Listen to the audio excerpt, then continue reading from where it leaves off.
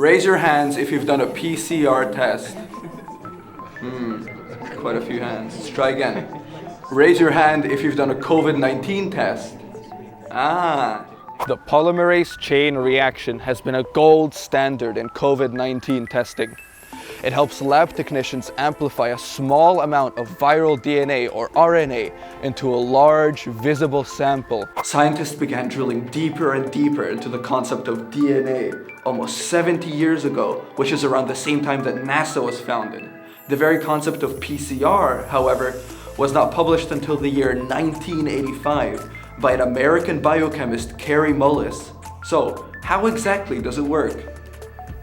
The three main steps of PCR are called denaturation, annealing, and extension. During denaturation, all of the key ingredients are collected in a container and then placed in the thermal cycler. The cycler then raises the temperature to the near boiling point of 96 degrees Celsius, which is the amount of heat required to denature one sample of DNA, called the DNA template. Then, during the annealing step, the temperature falls to 50 degrees Celsius.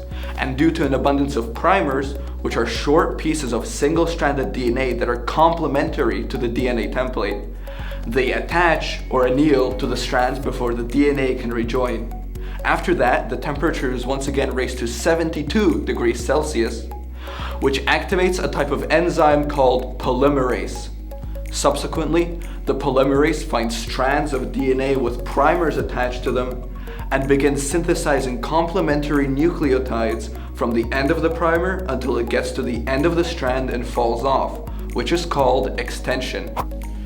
These three steps undergo Groundhog Day up to 30 times, which multiplies the amount of DNA exponentially as each strand doubles with every cycle.